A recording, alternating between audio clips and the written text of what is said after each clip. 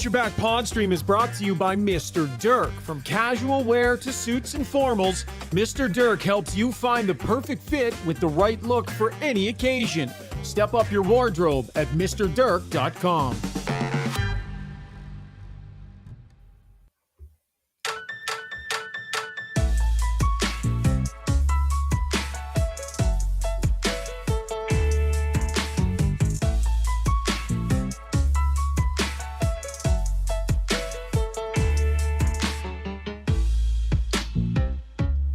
Well, the fellas are definitely in one now. Yikes, down 2-0 in the series. A masterclass in special teams being put on by the Los Angeles Kings, completely flipping the script from last year's series. Oilers schooled thoroughly in Game 2. They are limping home without a win from LA. Yikes. Sorry for the negative start, folks, but that is the reality of the situation. Welcome to Got Your Back. Looking forward to breaking it all down tonight. Jason Strudwick is standing by. We got Zuby as well, and Rob Brown will hop in here in a little bit. As always, our show is brought to you by our title sponsor, Play Alberta, the official gambling partner of all the major Alberta teams. Whoever you cheer for, Play Alberta is cheering you on. Bet on your favorites, get in on odds boosts, and make game time more interesting. Deposit today, get a $50 free bet with the code GYB04. at playalberta.ca. I am in our Adrenaline Diesel studio. Did you know they now have an online store for all your diesel truck parts needs? Check out adrenalinediesel.ca. Okay. Well, Strud, Zuby, gentlemen, good evening. After game one, before we even got to the breakdown, I said, who starts in net next game? I almost feel like we should just start with that question again tonight. I literally just said on both Sports Center and on Right Show that I thought it would be Pickard in game 3. Struds, let's just deal with it right out of the hopper. Who's it going to be, buddy?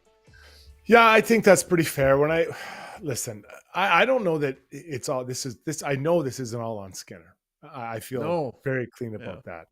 But they just need to change. They need to change something. If they've given up 12 goals in 2 games, there needs to be a change. And it's probably not, fair to Skinner, but here we go. And you make the change to Pickard for game 3. He came in and played it, got his beak wet here at the end, got scored on the first shot by just an absolute doozy from a guy who's just riding a heater right now. So yeah, I go Pickard game 3 at home. Subs? Yeah, me too. And I don't know why. I don't know if you guys are going to talk about this, but I don't know why I didn't like them putting him in there tonight when the place was buzzing like that to go in. Let him come out and start fresh on home ice with the home energy and not go in there and give up a goal.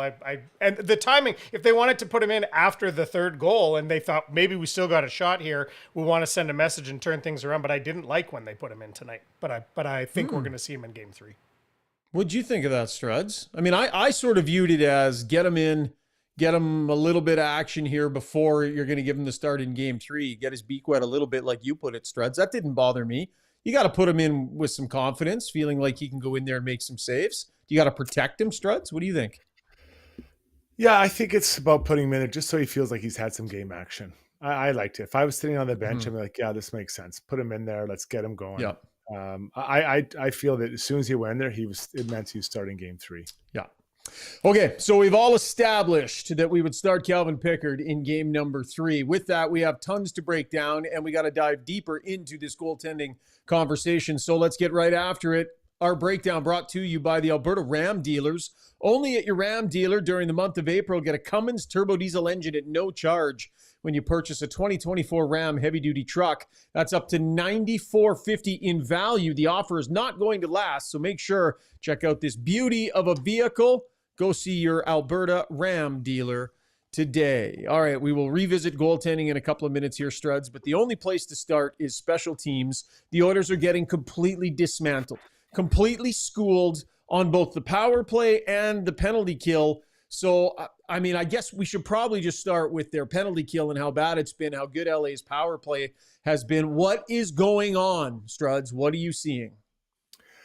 They're absolutely completely in control of what's going on out there, and they are not missing any passes. They are so on with their passes. It's tic-tac-toe, moving it around. And, they move to a different formation when they have 5 forwards out there. To me, it's absolutely working. And the Oilers are out of sync, right? They're just a step behind. And you've seen LA completely change their penalty kill, going way more aggressively. I think the Oilers have to get that as well, because right now they're getting literally picked apart. The last goal, at least the last goal for the PK, pass goes right through the slot to a backdoor Kopitar, and the Oilers were stationary, right? And it's top players make good plays. That's what they do if you give them time.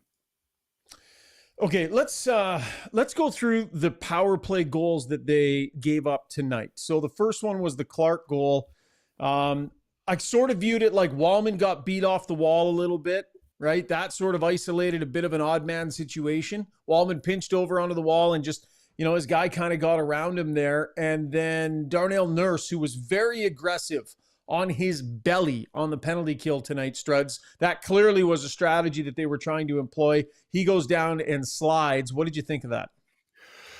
Yeah, so if you're going to try to pinch the guy off, like you're talking about, you've got to stop him, right? He's got to be, or at least force him to dump it in. And Wallman does neither stop him or not. So now your buddy's got to come over, your buddy being the other D man, to come over and help out. So I take it as a zone entry. If you're going to stop up like that, you got to stop the puck or the man. Both can't get through, and that's where the problem started. That was a crystal clean breakout for them. I mean, it was textbook. Yeah. We're not thwarted in the slightest. Just through their own end, through the neutral zone, in, drive the net, pucks in the back of the net. The other one, the 3-0 goal from Kuzmenko. It's back-to-back games where Kuzmenko has kind of gotten lost in behind defenders. Bounce off the end boards. Both defensemen are in front of him, watching the puck. Nobody's got him. Nobody's got a stick. And a guy just floating in behind the defenders, Struds.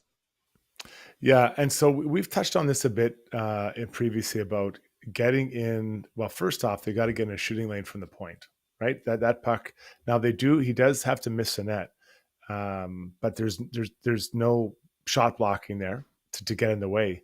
And then the puck goes off the backboard and Kuzmenko's found by himself. They're watching the puck. You've got to try to get inside position so he can't get it. Now, inside position doesn't mean you're between him and the wall. It means you're between him and the net.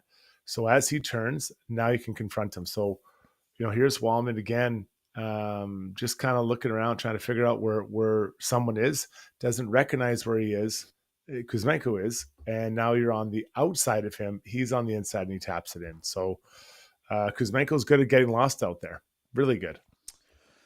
Adrian Kempe with the 5-2 goal, their third power play goal of the night. Again, the Oilers getting beat east-west. I know it's hard. Like east-west, you got to have your sticks in the right shooting lanes. You got to be it's a difficult thing to defend against a team that's full of, they got 5 forwards out there. This is what they're good at. Mm-hmm. But again, we're seeing this east-west stuff. This is multiple times they've been beaten through the middle of the ice, making Skinner move a great distance.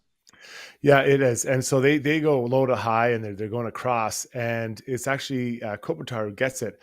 But what I like about this, if you both Nurse and Nuge go to put their stick down to try to take away that pass lane, which is, what you should do. Fiala looks back up the ice. That moves Nuge's stick back up. Bang! Right through the back door right away to Kopitar, right? Like that's just a masterclass of deception. And it's hard because you're trying to get in those passing lanes, and for the most part, they're looking you off. But that's what those good players do. That's the deception they have. And when you're not missing passes, you're tape to tape. You have time to make those types of plays. You're not being chased by someone who thinks you've bobbled it. You want to guess who the Oilers' top 3 penalty killers, shorthanded time on ice per game played, were last year in the playoffs? Top 3 guys per game killing penalty. Average time on ice shorthanded. Let's say Nuge, Henrique, and I don't know, Fogel.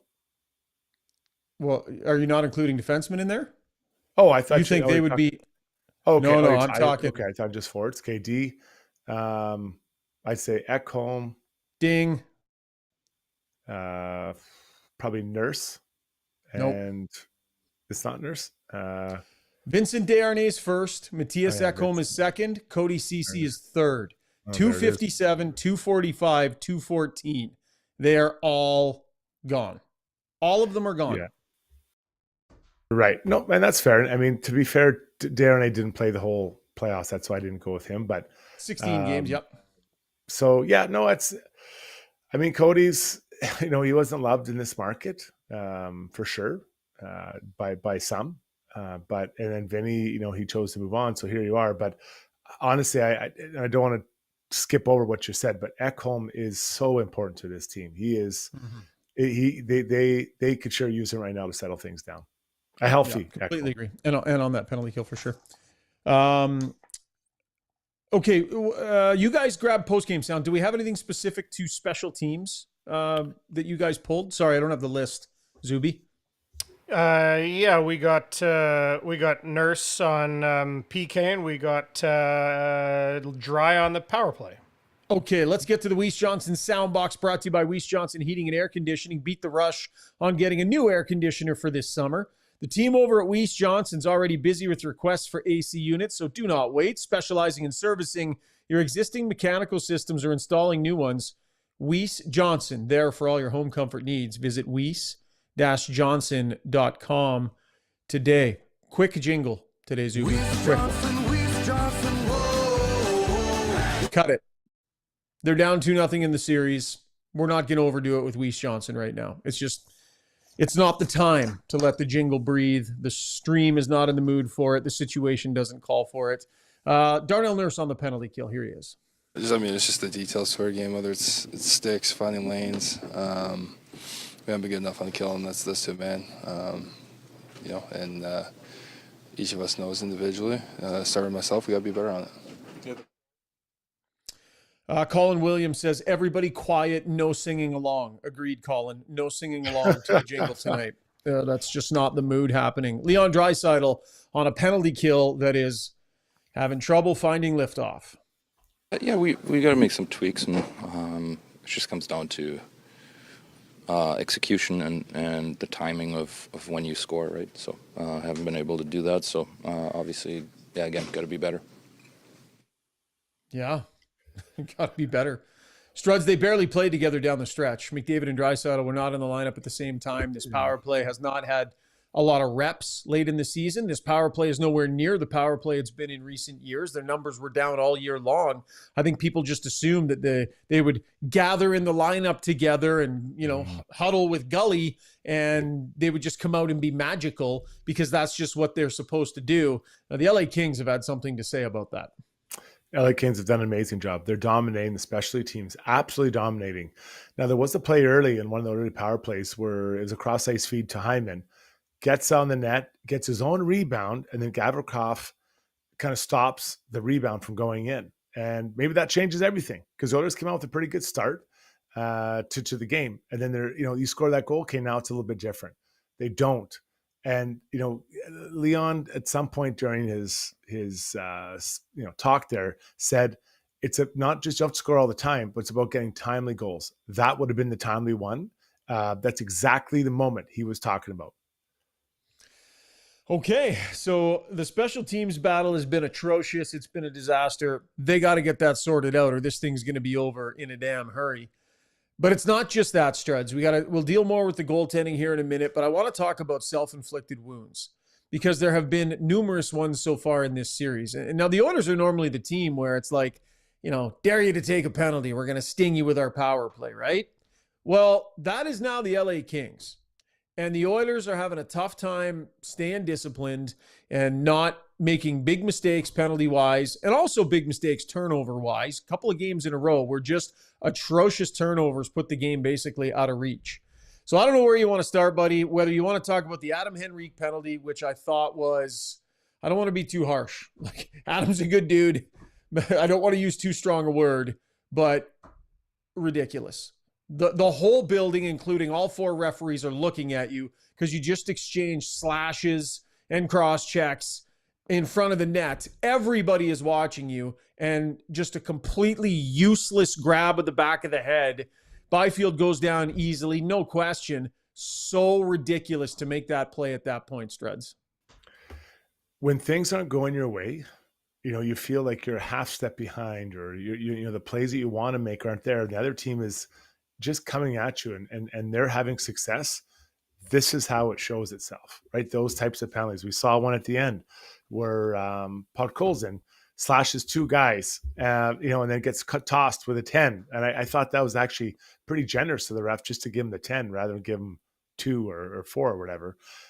So the Oilers are frustrated, and you could see it, through the television, the way that the guys are sitting on the bench, the way that their body language is showing itself, and the way that they're taking these penalties. Henrique is not that guy. How many times have we can say we've seen him take a bad penalty? It's very rare.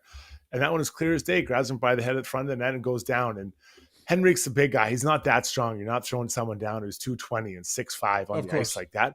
And Byfield goes down, but that's when you're feeling it, like the Kings are, you're laughing, you're having a good time getting tossed down. You Stu Rowdy talking to guys, like everything is going right for the Kings right now. And the Oilers are they can't believe that they're in this position, getting just thrashed by the Kings in a game that many, including myself, thought they'd win tonight. So Quinton Byfield, hello, Quinton Byfield. I mean, I think he's in their heads. Like, a lot of the Oilers are taking liberties with Quinton Byfield. He's drawing a lot of attention from them. He's drawing penalties. They're kind of doing goofy stuff on him. He's in their heads. He's doing a great job offensively. He's got his fingerprints all over this thing in a positive way. The Oilers are losing that battle, that mental battle, quite frankly. So there's that. Turnovers. I mean, we torched Evan Bouchard last game for a couple of tough ones in the second period. Deservedly so. I mean, that set of plays by Arvidsson, I mean, I don't even know what to say about that. Like, you turn it over at the defensive blue line, somehow scramble and get it back, then you puke it up again at the defensive hash mark, and it ends up in the back of your net at a time where the Oilers the comeback was there. It was like right on the tip of their tongue. You could taste it, you could see it, and just from a guy who, a former King and a guy who is supposed to be a difference maker, had just scored a goal. Oof, Struds, just oof on that one. That was a horrendous look.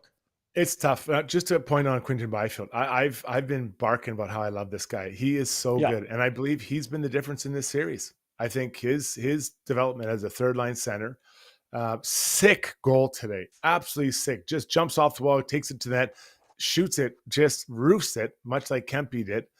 Kempe will get all the love for that goal, but Byfield's was incredible. He is all over this series right now, and he is playing with so much confidence. Big horse, getting it done. The Arvidsson goal, I mean, that's not unlike, we heard from the guys post-game, they're killing themselves, and they are. I mean, that's a goal that shouldn't happen, right? There's no way that should happen where you just cough it up in there. You got to manage that puck better, and then you give it to the most dangerous shooter on their team, Kempe, who gets it. And, that's an opportunity maybe for Skinner to make a huge save, but that's a really good shooter one-on-one with a goalie in a time when the goalie's not expecting a shot against.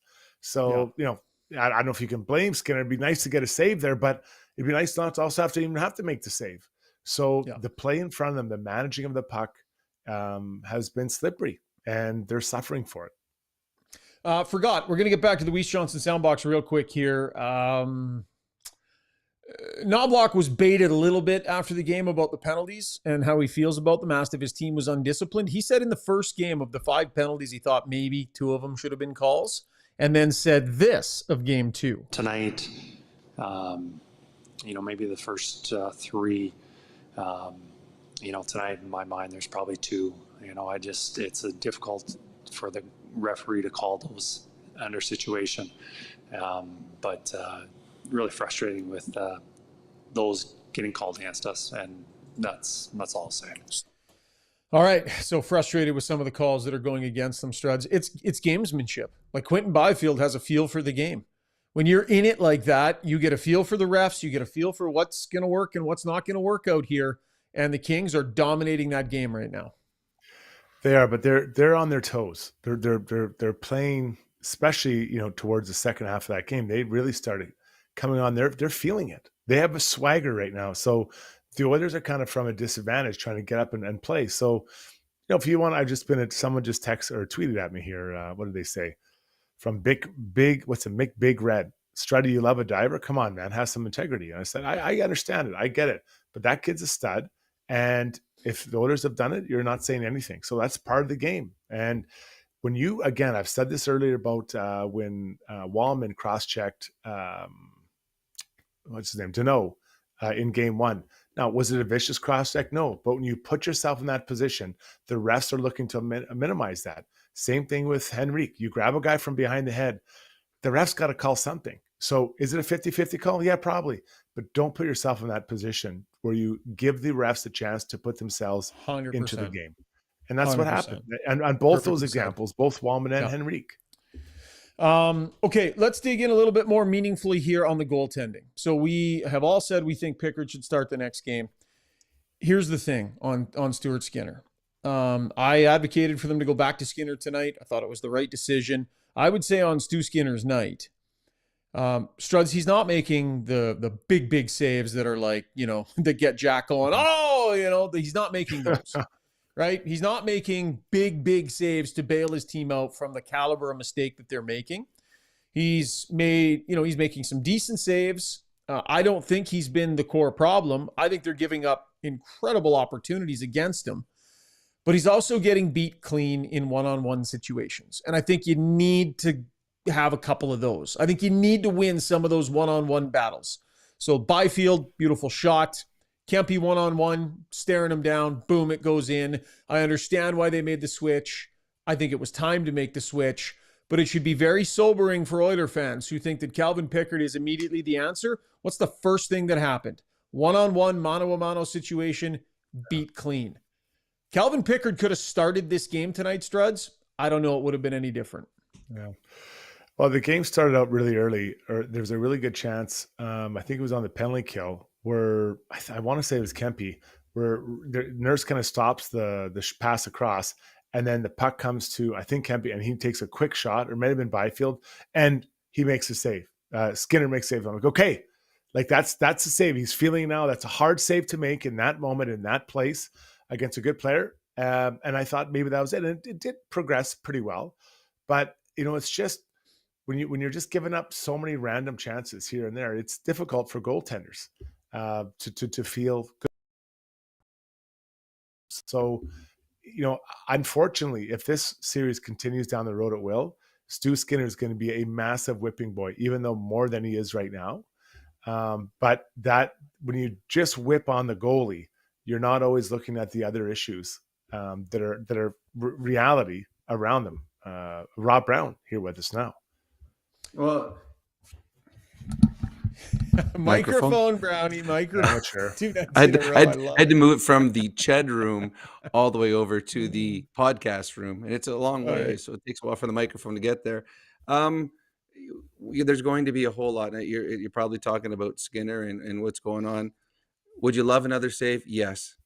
But the Oilers have been terrible defensively. They are bleeding chances. And tonight, I know that after the game, Bob said, maybe the fourth goal he's got to have.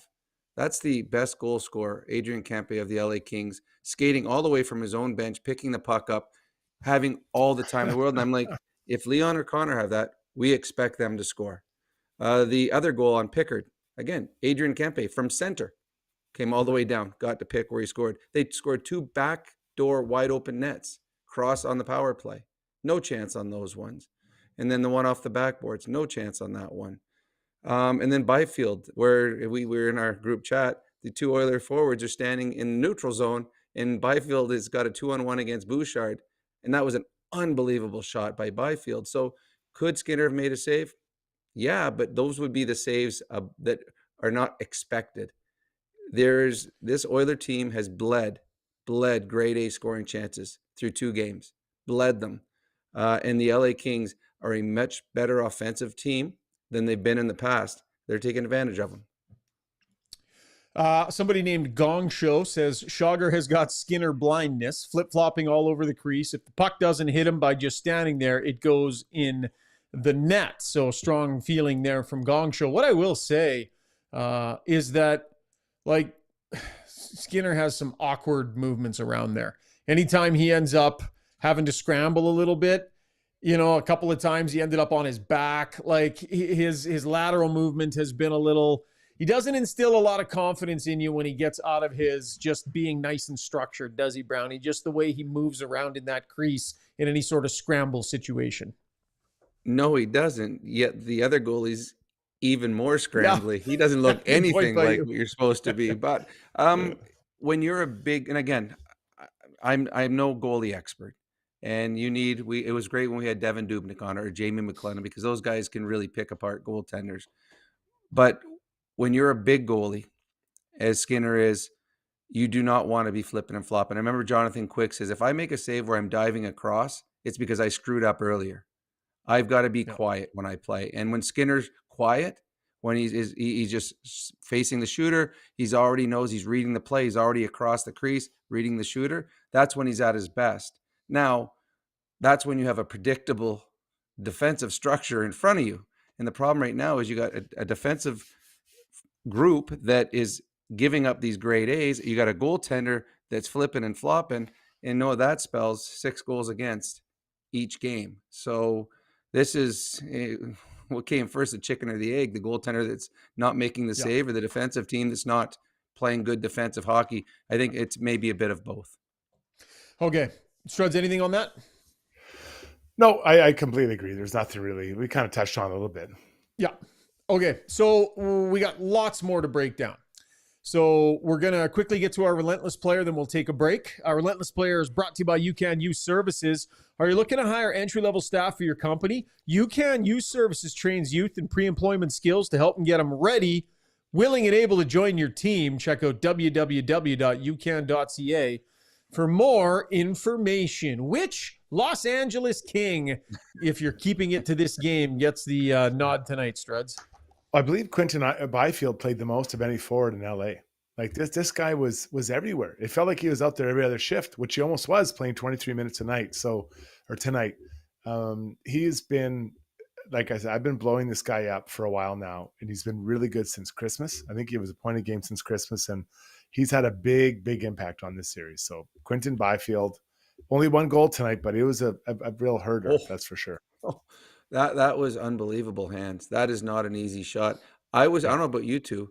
I was shocked that they kept putting Byfield out at the end of the game, because there was a huge target on his back. Every Oiler took at least 1 slash at him. If I'm like, bring that defenseman that had his first shift with 3 minutes to go, put him on forward. Like, seriously, get Byfield off the ice if I'm the LA Kings. But Strud, you're 100% right. Byfield was excellent in this hockey game. Okay, when we come back, you guys, you're both going to love this. I am a dummy. I'm an absolute dummy. No. I was so wrong about something coming into this game. I was so wrong. I made this big, bold statement on Struddy's World today. I even marveled at how smart I was after I got off air. I was like, yeah. I had a hot take. I unleashed it onto the world in Struddy's World.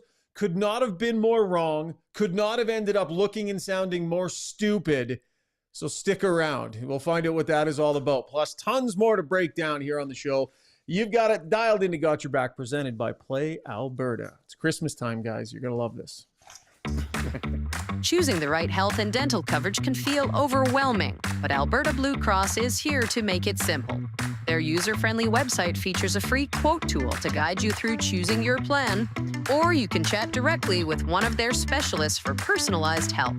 Every plan includes access to personal, nutritional, and financial counseling at no extra cost. Visit ab.bluecross.ca/personal to learn more. At Gallery Dental, we believe in blending exceptional care with artistry to create the perfect smile for you. From routine cleanings to advanced cosmetic procedures, our team is dedicated to providing top-notch care in a relaxed and comfortable environment. With state-of-the-art technology and a passion for perfection, we ensure that every visit is a positive experience. Join the Gallery Dental family and let us help you achieve a smile that you'll love to show off. Contact us today at seacolanddentistry.com. Join over 250,000 Canadians who have upgraded to Canada's best mattress. Douglas is proudly made in Canada and ships directly to your door for free. Douglas is easy to set up. Enjoy perfectly balanced comfort and an easy-to-clean machine washable cover. Get a free sleep bundle with your Douglas mattress. Try risk-free for 365 nights. Get your Douglas mattress today.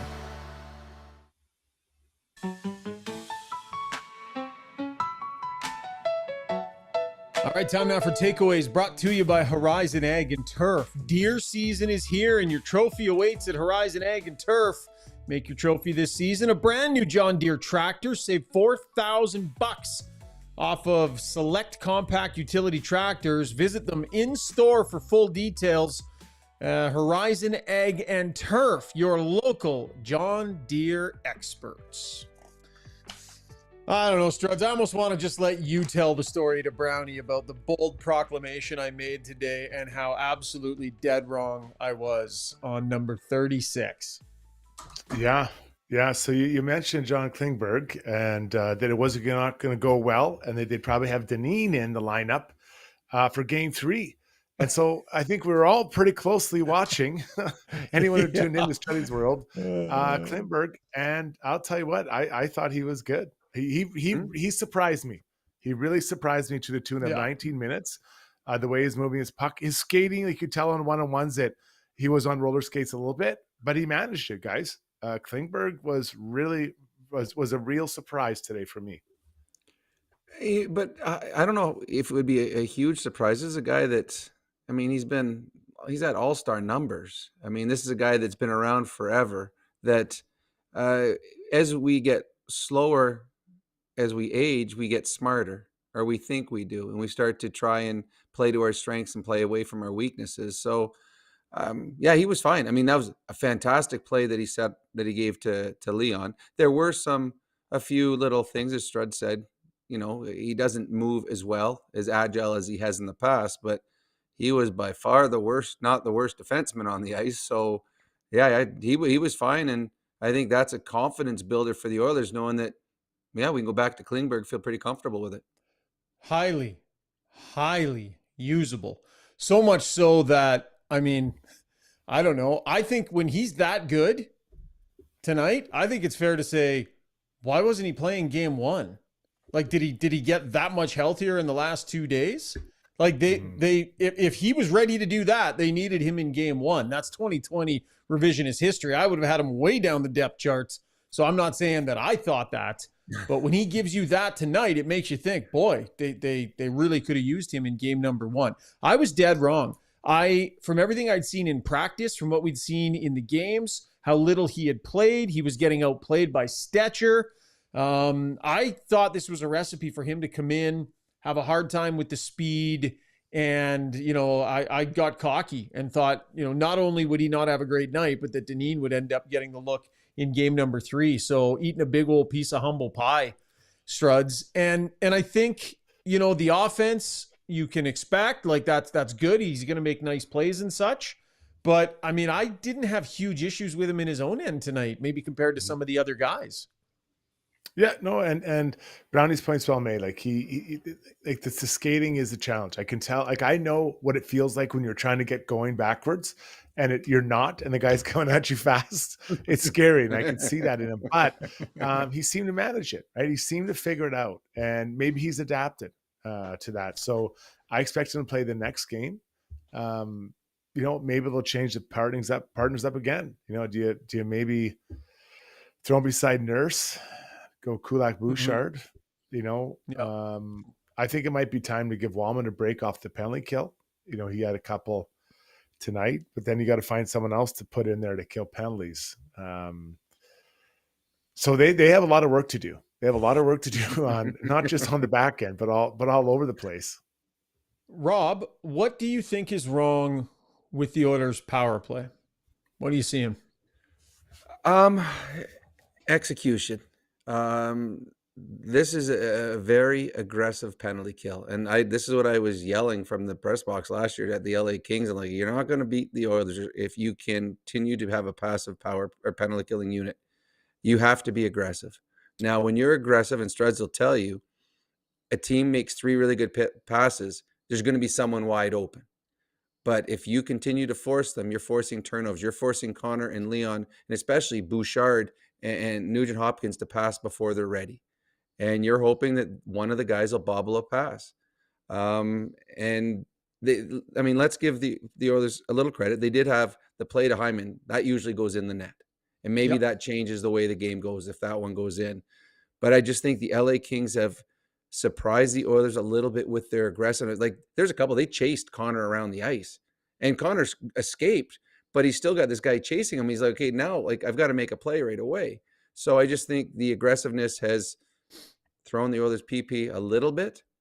And right at the blue line, how many times did we see Connor come across blue line and got stripped?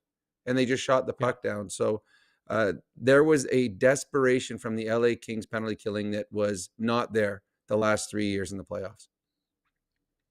Can I just make a comment about the deployment on the power play? So they were gassed when the penalty was drawn. And I think McDavid had just been out killing a penalty and then ended up out with Draisaitl on a shift. And at the end of that shift, they draw a penalty. And they started that power play. Not for a single second on that power play were any of those guys even close to being at full speed. And I just, like, in that situation, I get it. You got to ride your horses. But for goodness sake, start the second unit. Give them 35 seconds. That's all McDavid and Draisaitl need. Just a quick breather on the bench. And then they're fresh for the last minute 30 of the power play. They were exhausted on that power play. And I just saw it in that moment. Like, I don't know. I know it's like at the end of the game last game, they just left them out there after, they had been out there nonstop. So I just think they kind of overdid it a little in that situation. Struds, what do you think? Brownie, guys, am I crazy? Brownie, this is yours. Are you crazy? Yes. Those are two different questions. Yeah, you're right. But it's not going to happen. I mean, this is what we've seen for a number of years. What we saw at the end of the regular season with a bunch of players playing in situations they're not used to, that they can have success. Henrique scored a couple power play goals, found a little bit of offensive confidence. Arvidsson on the back end, putting different guys out. Bouchard wasn't playing all the power plays at that point, and everyone was feeling good about themselves. But now everyone's pegged back where they always are. Power play, you're sitting on the bench unless you're the first unit. Face off in the offensive zone, well, you already know you're coming off the ice because Connor and Leon are jumping on the ice. And I've been the guy that's, all right, we got a good shift going. We're 20 seconds in. We just forced 2 good plays. Oh, the goalie covered it. Okay, we're going off. And it just, you understand that the guys that are coming on are the 2 best in the world, but you're like, I just had a good shift. Maybe we could have created. And it really takes a little bit out of the wind out of your sails if you're not getting rewarded with opportunities for creating good chances. And the power play unit, 100%. Put your second unit out there, because we don't know how good the Oilers' second unit is. You know why? Because we've never seen the Oilers' second unit. And it could be a difference. And everyone wants the depth players to make a difference in the hockey games, in the series, in the playoffs. Well, the depth players aren't being put in positions to make differences, because anytime there's an offensive chance, they're on the bench. And that's part of the problem when you have, I don't know if it's a problem, but that's part of the situation when you have the 2 best players in the world and have the ability to play 28, 30 minutes a night. Struds, I want your opinion on that one too. I'd leave them out there. I'd put them out there. They don't want to come off. Yeah, I'd put them out there. They're in good shape. They can figure it out. Just put them out there. They've been doing it all year long. And this sounds like I'm changing my mind, but I've been advocating to give the second unit more time all the time. And I can't believe you're doing this. It's a rare time. Well, but listen, that was a slam dunk with you. No, but this is why, Shaugger, because they've never done it. So you're going to start it in a game that you probably have to win to continue on. Like, that's, so I've been advocating for it. And after a while, you just get beat down, right? You just, thank you, sir. May I have another, so I'm telling you, I've been advocating for it, but you never do it. So then you put someone else out there, right? I just don't see it that way. So no, I can't agree. because Did you the other think they group, looked tired? Do you think they looked tired on that I think power they look play? tired, but they've looked tired lots of times, and they've still gone out there. Yeah, So that's true. that's what I'm saying is that it after a while, you're a beat dog. I can't keep ringing the same bell and not having it change. This is I why put it on a tee for you. I put it on a tee for you when you went limp. I've been on, because in October, November, December, give the second unit, put them out there more. I've been saying this for more than one season. And then here we are now, like, no, we better change. No, they've been doing it the whole time. So why? It's just like I said, Skinner's coming out. Skinner came out, right? So we don't have to necessarily agree with the coach, but we have to understand his tendencies and how this team goes. And those are the tendencies that this group works with. Well, I called in November that Skinner wouldn't play. Yeah. Like, it was pretty obvious in November that this is the way this was going to play out at the end of the season. Whether he deserved it or not, he was not playing when everyone was healthy. But yeah, they're not going to change it now.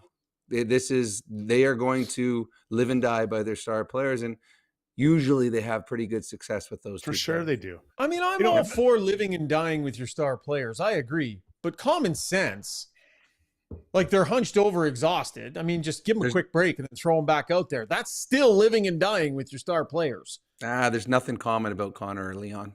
Yeah, and we haven't seen it. But I listen, let me throw a little ray of sunshine in here. I thought the Oilers had a really good start. I did. I thought they came out and played well. Now they got the goal against. I thought there were things to build off of. The problem is that when the penalty kill, unlike last year, it slowly sapped energy out of this group, and that it's hard. It's hard to fight 5-on-5 when you're losing. Not losing, you're getting annihilated, shorthanded, right? Because it puts so much pressure on your 5-on-5, because it's not like your power play is killing it either.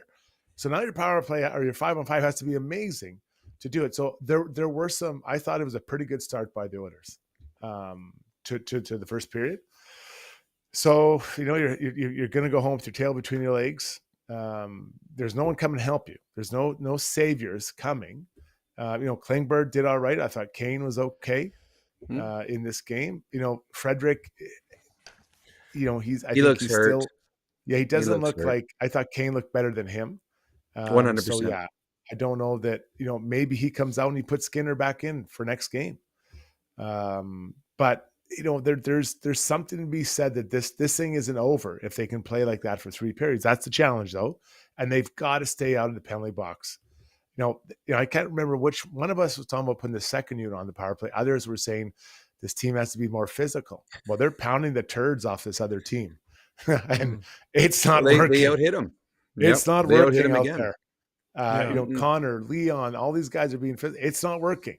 It's not working for him. Now, maybe it'll pay dividends later down the road, but like Henrique had 8 hits tonight. Rico, and then 1 body slam. 7, yeah. Yeah, 1 4 DDT. for Trent Frederick. Yeah. And I mean, listen, like, just starting to throw body checks isn't going to win you games. And that's never been my suggestion, that that's going to be the difference between winning and losing games night in, night out. I just didn't think it was smart to be the team that hit the least in the league all season long, and then expect if you get into a physical playoff series, you're just going to be able to snap your fingers. So here they are, yes, trying to be more physical, not really understanding how to do it because they keep taking penalties in the effort to do it. And lots of other things are going wrong. So it's not the fix-all, Struds. And I've never suggested that it's the fix-all. There's lots of other stuff that's going wrong. You can be physical, but also not make horrendous mistakes and give up odd man rushes and all that. You got to do all that other stuff or it's not going to matter. Right. But I think physicality to me is that is something that we're advocating for that I don't know they really need. Right. They need to be faster on pucks. They've got to get put pressure on the D, get turnovers, reload back above the puck. Even the goal for Byfield, Brownie touched on it. Leon comes in, throws a massive hit. He and Darnell are in pretty good position. Someone jumps off. Byfield jumps off and gets it. There's a 2-on-1. Bouchard standing in front. There's 2 guys that blow in the zone looking for an opportunity. Right. So they get the big hit. That looks great, but there's no one there to help out. You have to understand when the big hits, when to make it happen. And that's the timing, I think, of it all. And not going for it. I mean, I love the idea but it's just not there. It's not, doesn't add up to much.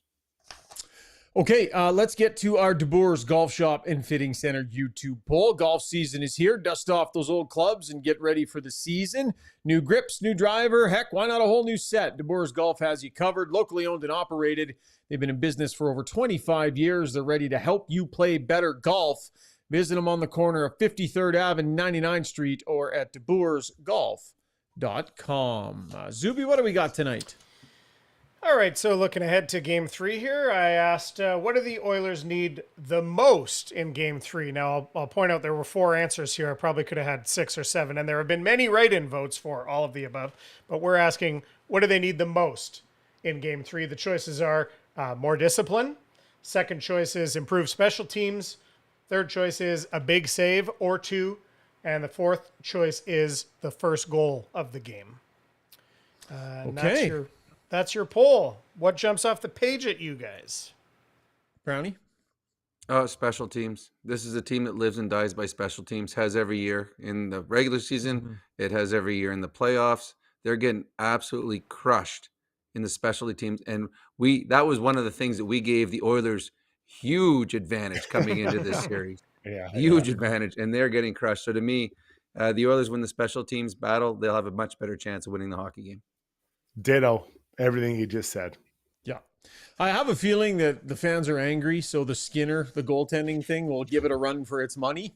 But I think it'll probably be somewhat overwhelming on special teams. All right, that was Takeaways brought to you by Horizon Ag and Turf. When we come back, we've got Struddy's World. We've got Brownie Points. We got Ask Us Anything, Take a Lap. So much show still to come. So stay with us here on Got Your Back, presented by Play Alberta.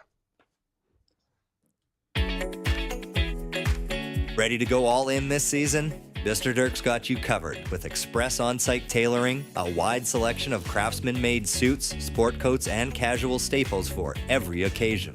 Score big with Mr. Dirk. We've always got your back. Visit us off White Ave, south of 102nd Street, or browse online at mrdirk.com. So at Timberhouse, our guiding philosophy is naturally inspired living. We believe that through design, we can solve problems and enhance people's lives. We follow biophilic design principles in all of our builds to incorporate natural materials, natural light, to enhance all the spaces in a home. When you have your space perfectly reflect who you are and what you value, and it's made well, we think that that just leads to better living.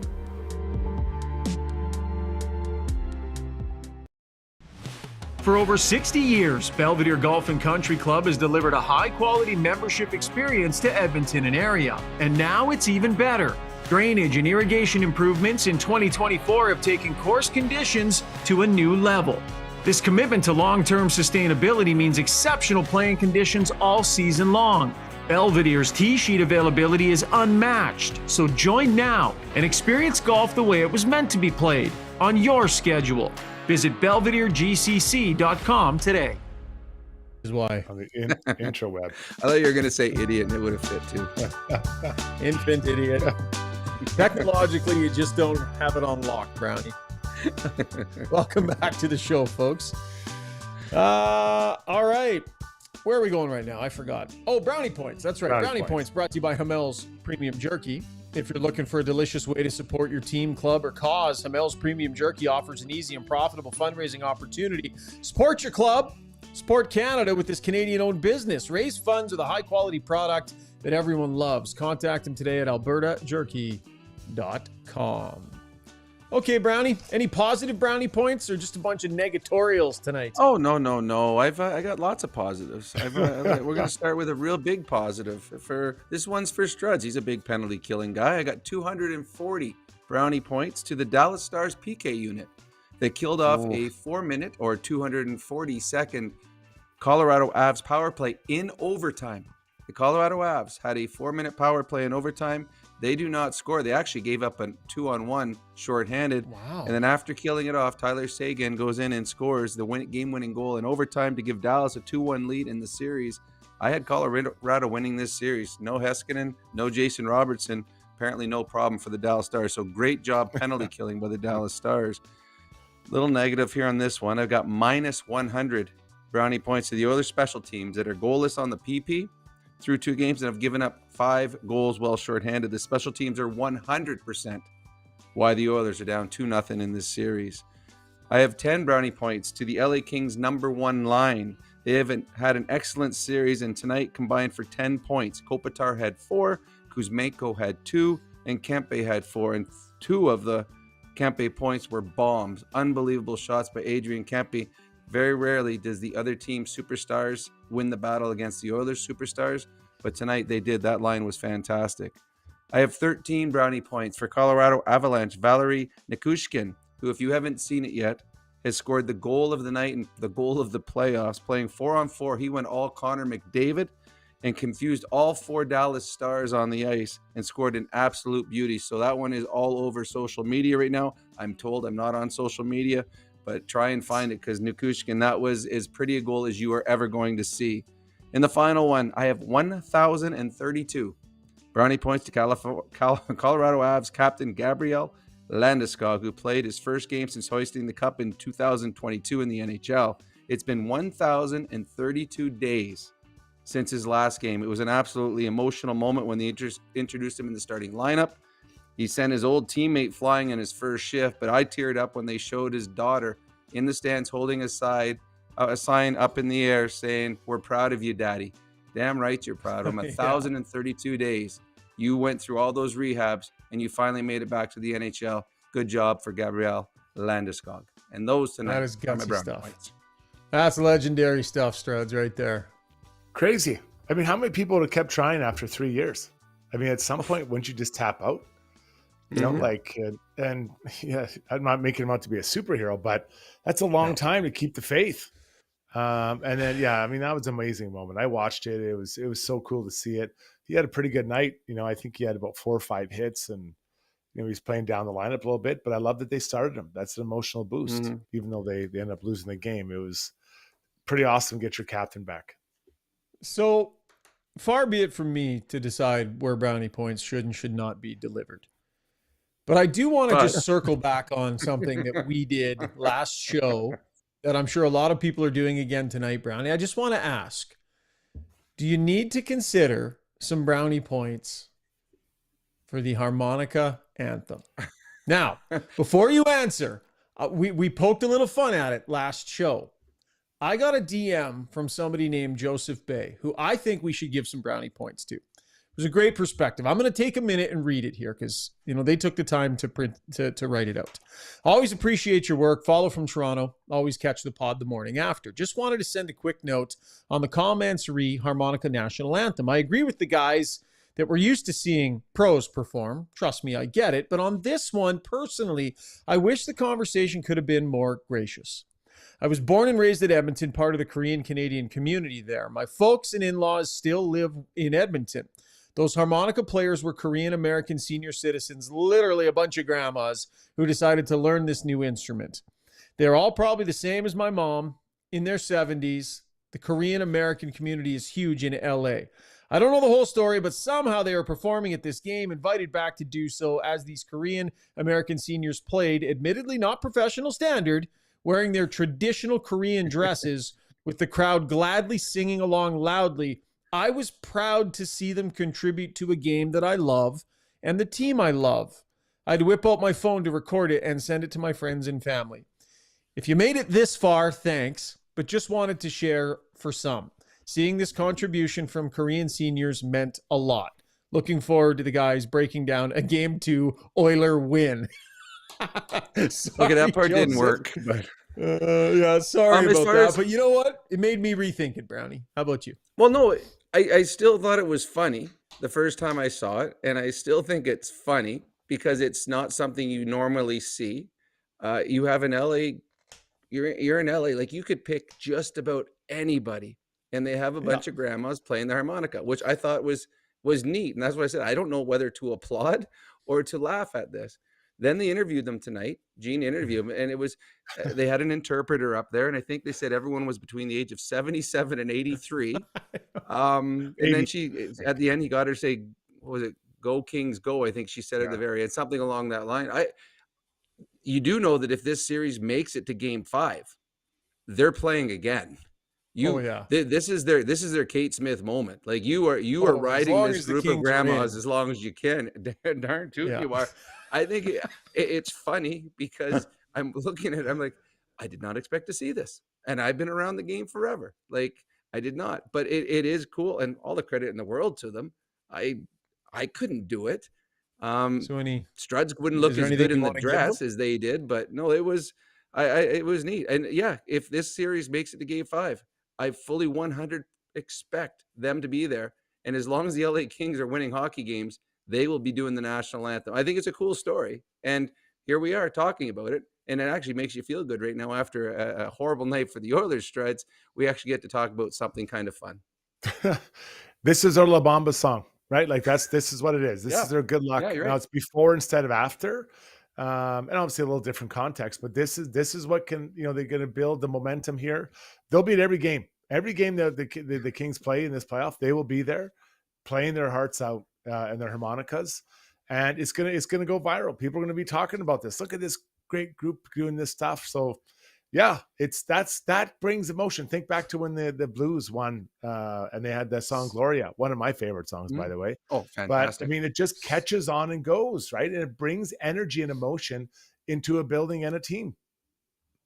Brownie, you want to, I don't know, anything you want to give the grandmas? Any harmonica grandmas get anything from you? I'm going to give them 7,783 brownie points because they are aged 77 to 83.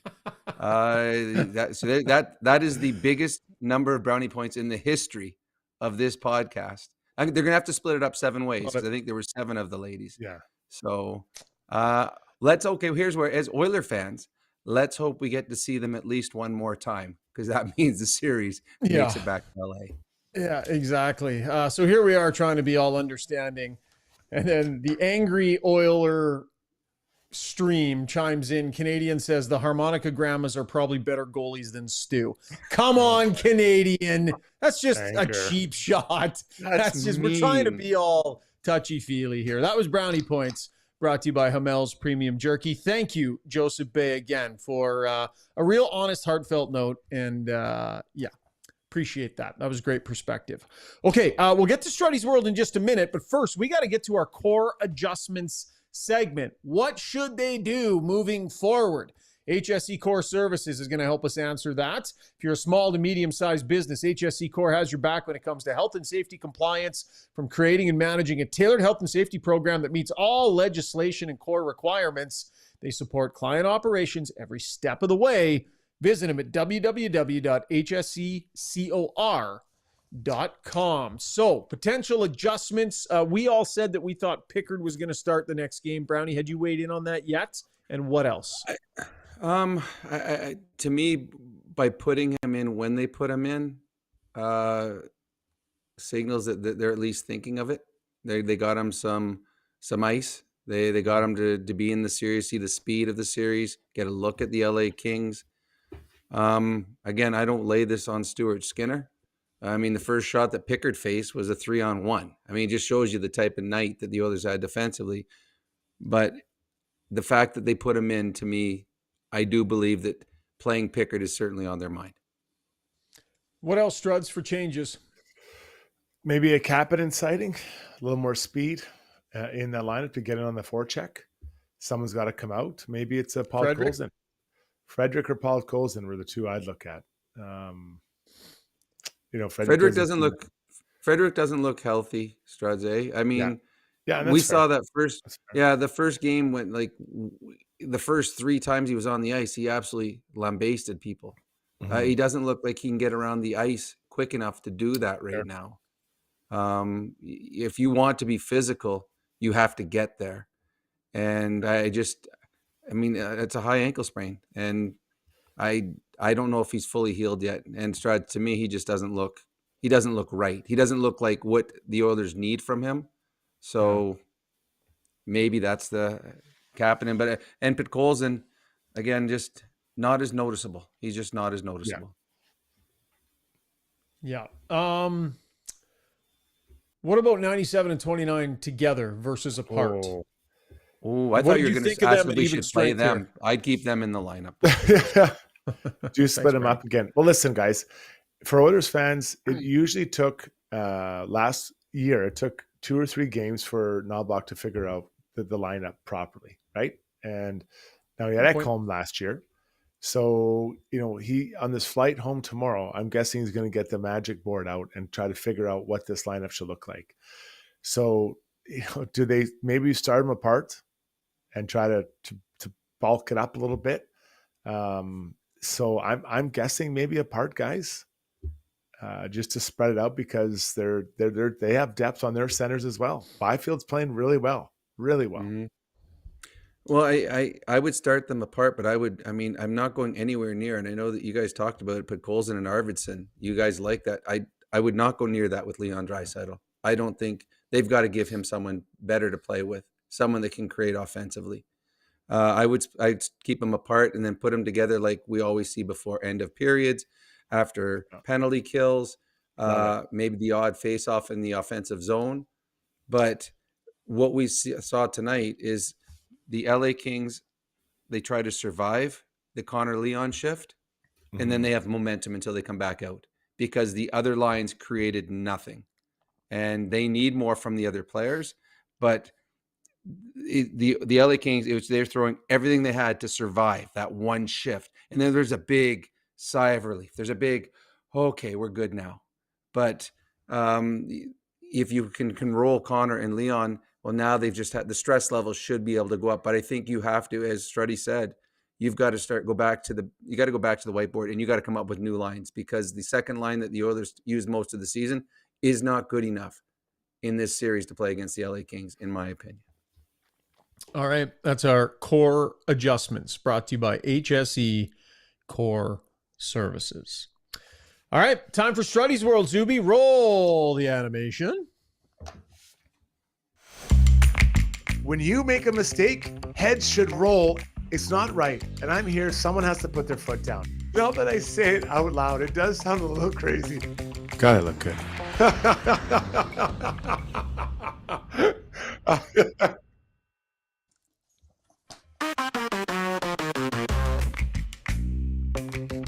Yes, it is time for Struddy's World, brought to you by DLR Vinyl Products, Alberta's leading supplier of vinyl products. They offer premium materials for fences and decks designed to stand the test of time. No rotting, fading, deteriorating. Whether you're looking for a professional contractor or planning to tackle the job yourself, they've got the resources and the expertise you need to make the project nice and smooth. Canadian owned and operated. My brothers, Rob and Rick. Rob runs the branch in Calgary. Rick's got the branch here. If you give them a call, they can share some chirps about me. You can bring onto the live stream and hit me over the head with dlrvinylproducts.ca. Struddy? Towards the end of the game, the Oilers got a power play. And generally speaking, when things are out of control, a game, you throw out other people on the power play, second unit, third unit, sometimes even the 6th and 7th defensemen. Not the Kings. Tonight, they rolled out their big guys.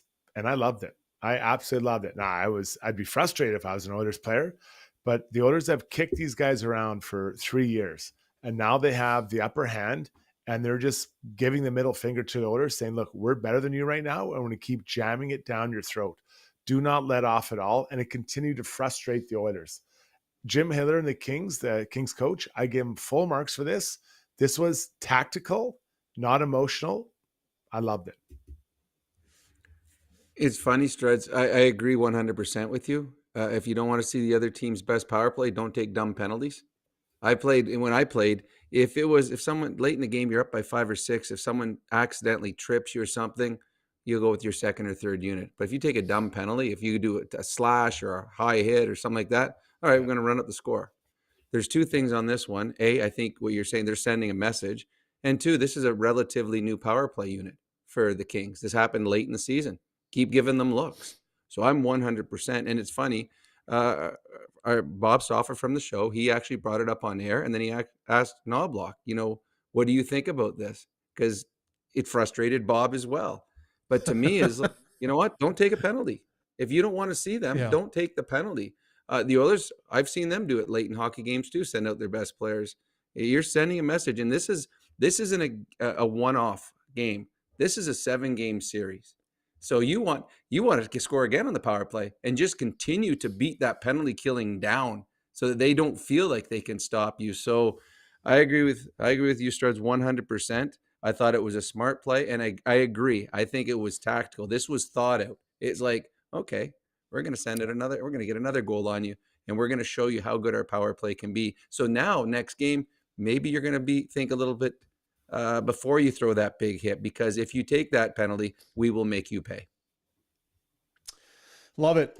Struddy, that Struddy's world was a little bit like game within the game kind of thing. Something subtle, something mental. Mm-hmm.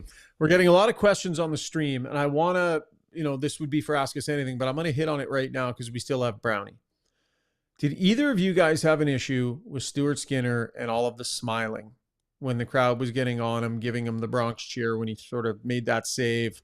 Crowd got on him, and big, like, ear-to-ear smile in the crease, it looked like. Some fans didn't like it. What did you guys think, Struds?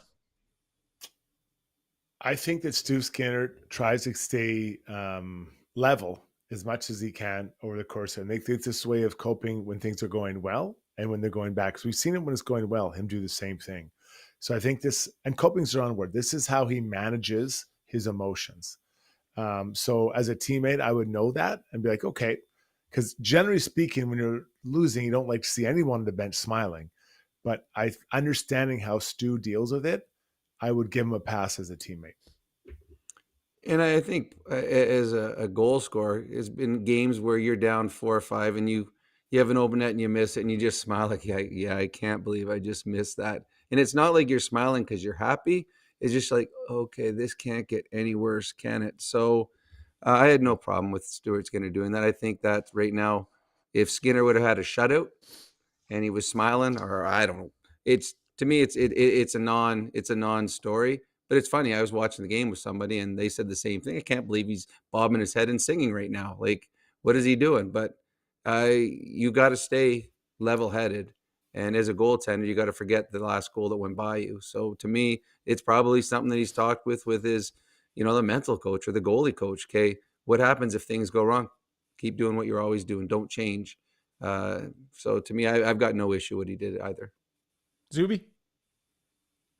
Yeah, I don't have a problem with it. I think I know he wasn't enjoying himself. He's smiling. No. He might be he's not. Yeah. He ain't having fun out there. I guarantee it. So like Brownie said, he might be smiling about just something he thought about, or a play that I was going to do this, and then it ended up going in. Like, it might just be the absurdity of it all in that moment. That's a good word. Causing him to smile, and I don't think he ain't having fun. Bobo Fett says people grasping at straws to personalize upset with the player. There was enough mention of it on the stream that I thought I would at least bring it up, but I'm falling in line with you guys on that one. Okay, that was Struddy's World, brought to you by DLR Vinyl Products. Brownie, you get to go. We will chat after Game 3, my friend. All right. Hopefully we'll have more fun, and it'll be another victory. Go some fun. Sounds good, buddy. We'll chat in a couple of days. That is all right. Rob good night. Brown. See you, pal. Okay, quick break. When we come back, we're going to take a lap, see what else is going on around the league. Actually, Struds, you know what? Before we go to break, let's hit our Canadian Club scoreboard. I just want to get the scores out there, and then we'll dig in a little bit more in our next segment. But the all-new Canadian Club Classic 18-year-old high proof comes in at 58%. Their highest proof Canadian Club Classic to date, full-bodied whiskey, aromas of caramel, toffee, spicy vanilla, and a rich oak with that butterscotch finish. 3 games in the league tonight, Struds. Yeah, the Canadians lose 3-1 to the Capitals on the back of a really good performance by Logan Thompson and Connor McMichael. Love that name. I can't believe it's real, but he had 2 goals tonight. So Montreal was up 1-0. Many people had to get up early. I got to say, buddy, at the end of that game, Thompson looked like impenetrable. Yeah. He made some saves. Yeah. He was so confident in net late in that game. Nothing was getting by him late in that game. Yeah, no, he played really well. And that's a good thing for the Caps. So now they're up there, obviously, on the Habs. And the other game, we highlighted a little bit, but I'm surprised here that Dallas is up 2-1 in the series and won today, 2-1 in overtime. The 2 veterans and longtime Stars. Jamie Benn scores his first goal. Tyler Seguin of the second goal. And they win 2-1 at comeback to get the win. So they're up 2-1. Game 4 in Colorado. All right, that's your scoreboard brought to you by Canadian Club. Quick break. We'll take a couple laps and ask us anything. Our play of the day as well. Stay with us here on Got Your Back, presented by Play Alberta. Specializing in heavy-duty commercial truck powertrain repair, performance, tuning, and part sales, Adrenaline Diesel's professional team is ready to assist you with all of your needs, from the simplest oil changes to engine conversions, overhauls, and engine modifications. Featuring an all-new online parts store and machine shop to manufacture, replicate, or repair parts, visit adrenalinediesel.ca.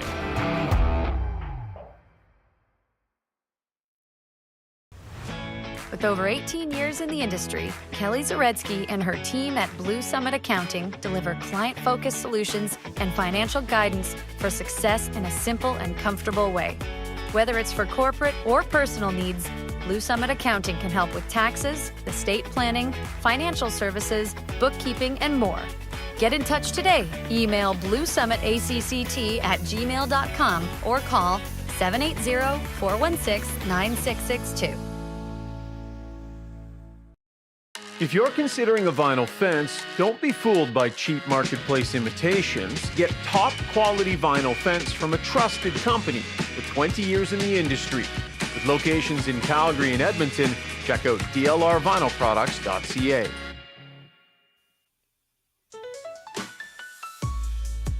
All right, let's take a couple of laps around the National Hockey League, shall we? Brought to you by Acon. If you're a skilled tradesperson or construction professional and you're looking for work, they are looking for skilled tradespeople or construction professionals. Trades@acon.com is where you send your resume. That is trades@acon.com, building some of the largest multi-year industrial projects in Western Canada, and you can be part of it. Send your resume their way.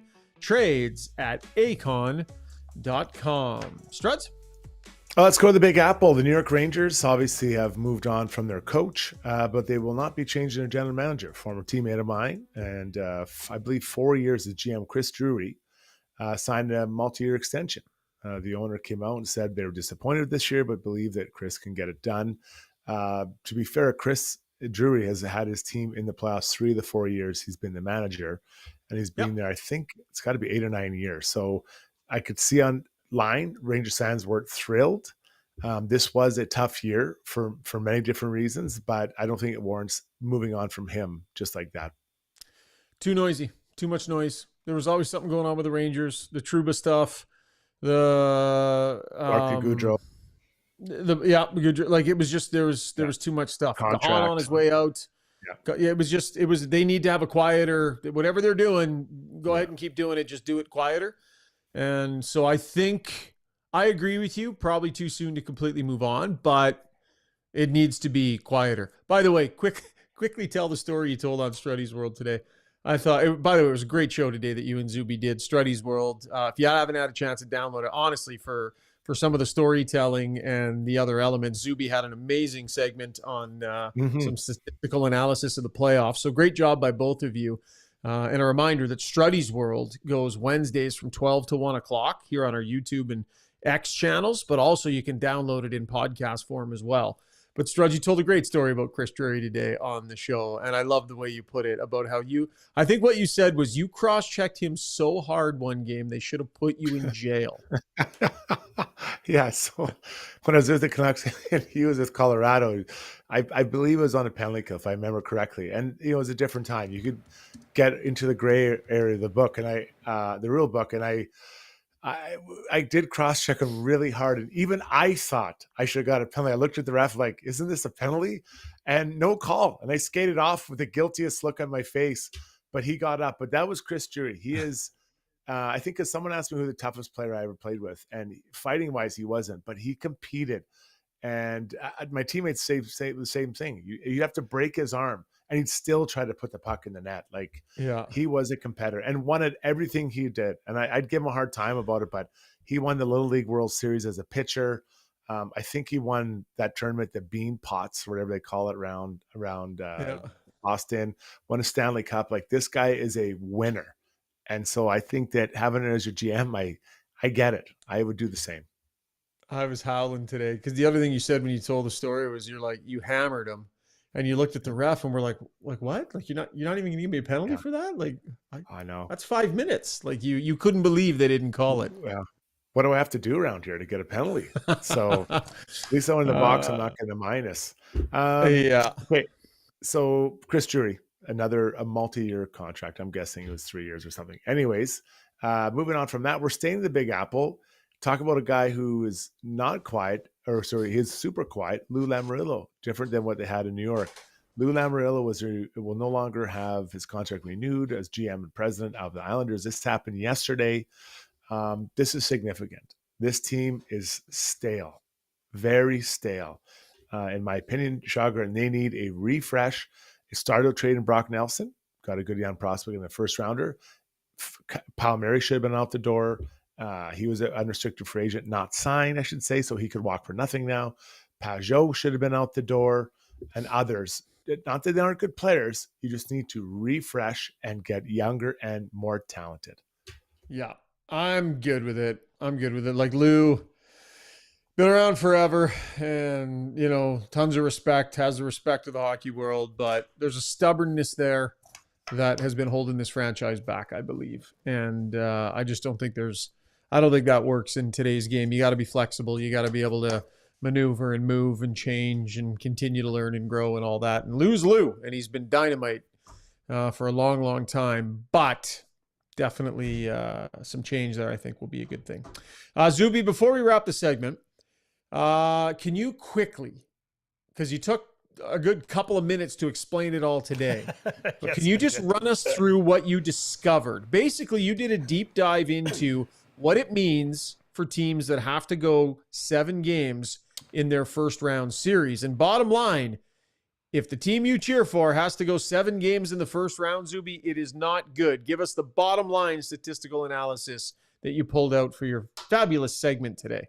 The bottom line is that in the last 30 years, only 2 teams have done it, and they both faced other teams that played first round 7-game series. And so there have been 9 teams total that have made it to the finals, 9 in 30 years, that played a team that didn't go 7 games in the first round, and they all lost 0-9.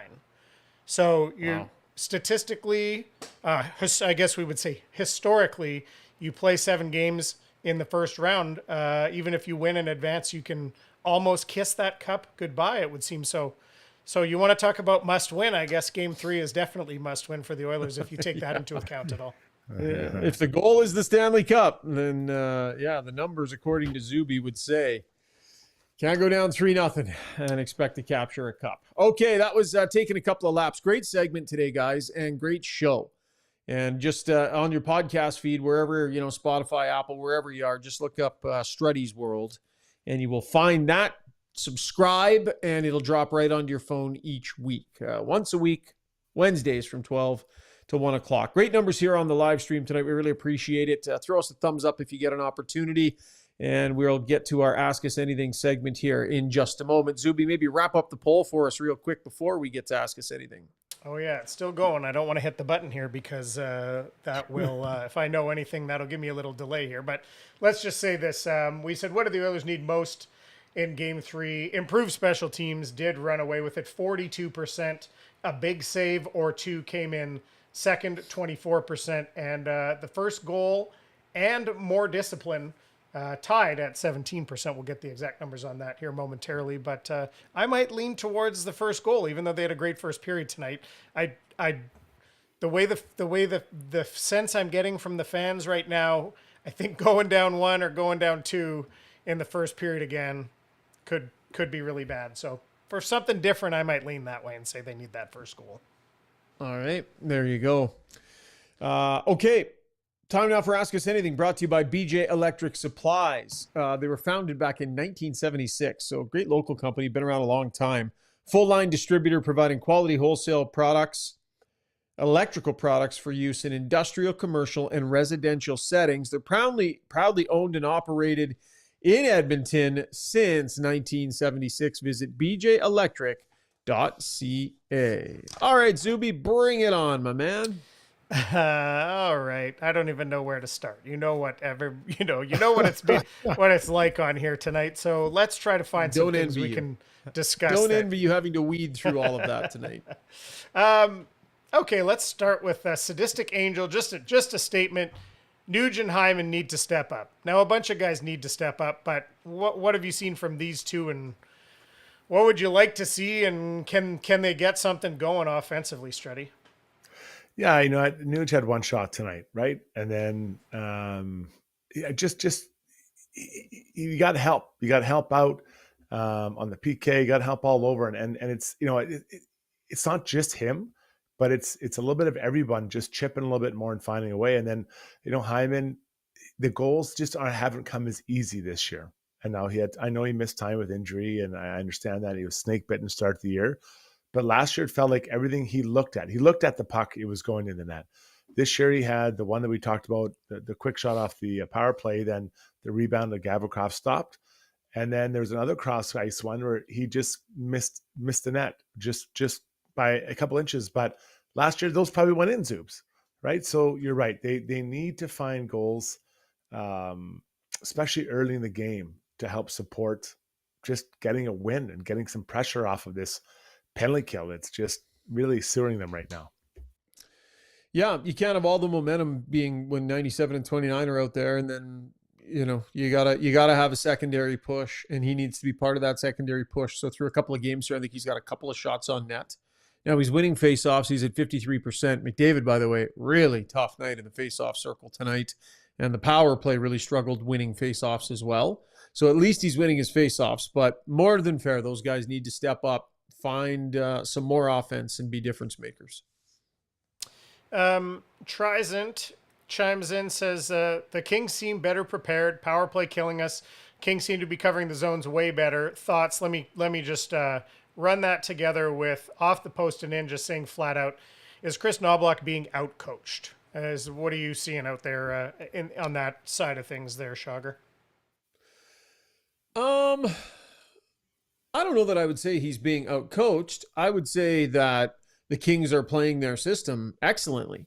They're doing exactly what we knew they did, which was they adjusted their system in the neutral zone. I think they're still doing a good job there. Their power play's been excellent. I don't know, Struds, like outcoached. There's a few things Knobloch has done that in hindsight you look at and kind of, we've done that a little bit. Should he have left the big guys out there late in that game? A little bit of deployment stuff here and there, a little lineup stuff here and there, but a lot of it's 2020 hindsight. In the moment, I've kind of agreed with some of the decisions that he's made. So I'm not all of a sudden going to turn around and lay a pile of blame on his decision-making. Where are you at on this? I think the challenge right now is that I believe that, special teams comes down to coaching and execution. And this series is all about the specialty teams. So, they're going to have to make some adjustments on both as coaching staff to tell the players, but then the players have to execute it. So, for instance, on the power play, they're going to have to support the puck a little bit closer, I think, and move it a lot quicker. Move that puck quicker. You can't be on your stick for long. 2 or 3 passes, boom, someone's going to be wide open. And Brownie, he says that all the time, but you've got to move the puck quicker. I think maybe the support has to be a little bit closer. On the penalty kill, I think they have to be way more aggressive. They have to be more aggressive. They all have to go. Put pressure on these forwards. Make them more uncomfortable out there. So those are just kind of pretty basic, low-level things. There'll be more tactical things within it, but those are my 2 basic thoughts about both of them. And I think that we'll see an improvement on those Friday. Okay. Jason Yip says, not enough Oilers driving the net or screening Kemper, too much perimeter cycling on the power play. They need way more shots on their goalie. This is something we've talked about at length, especially in the latter half of the year here. But Struddy, it seems like, is the book out on the Oilers? It seems like the Kings are very content just to play them outside because they know that's what they're going to take, it seems. Yeah, so you clog up the middle of the ice, and then you allow the opponents to skate around the outside, and it feels safe. And on the power play, the guys are running for their lives. Like, they're trying to move the puck quick to get away from it, but a lot of time that movement is away from along the wall, because when they throw in the middle, we saw a couple times tonight, it's just picked off because there's so many people being so aggressive. So it goes back to the coaching and execution, right?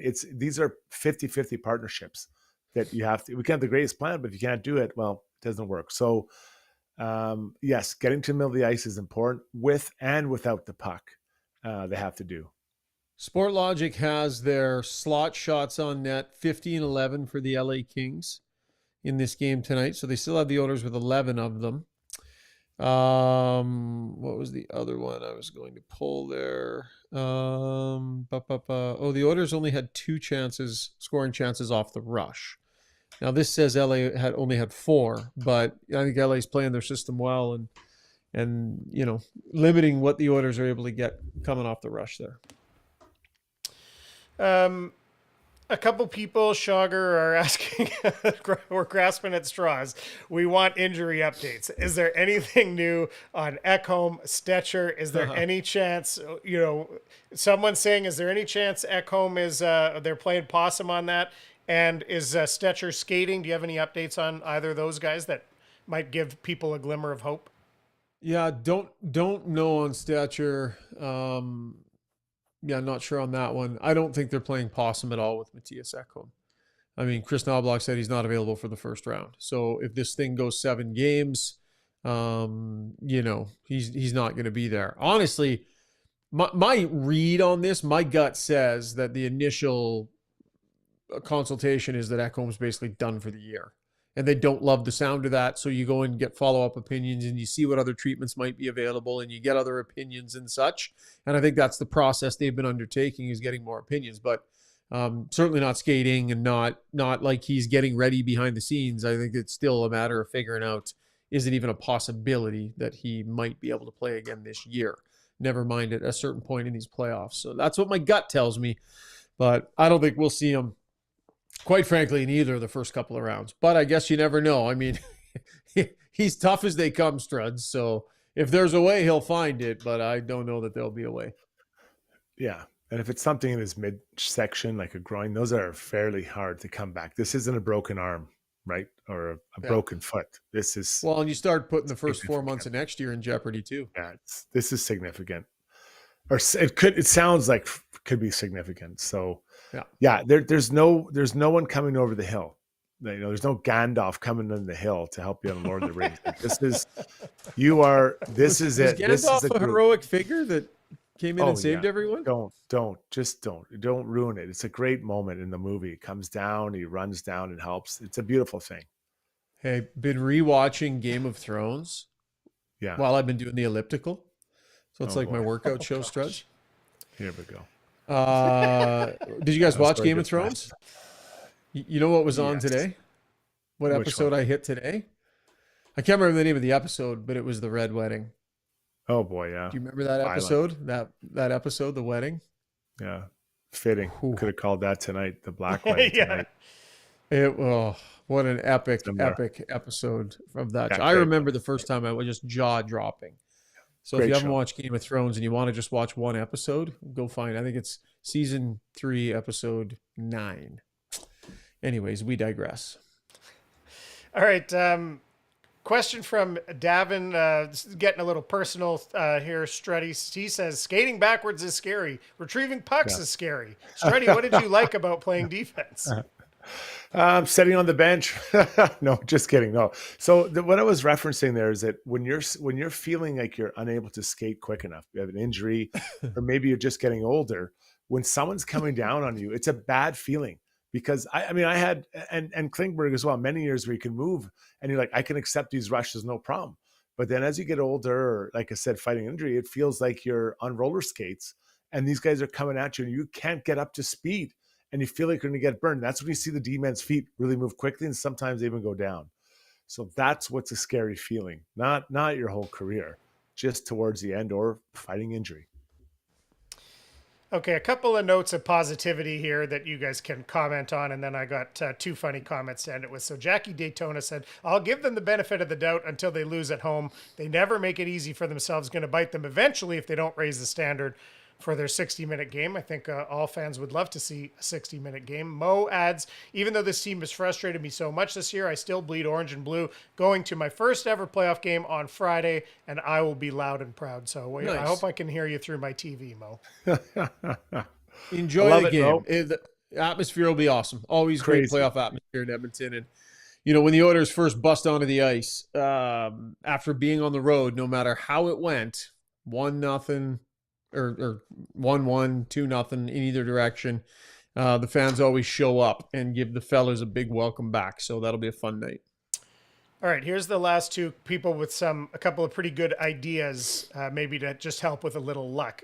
Queen Bee Amy wants to know, Struddy, we need Struddy's rally scarf. I don't know. Time's ticking. I think you're going to have to bring it out of hibernation here.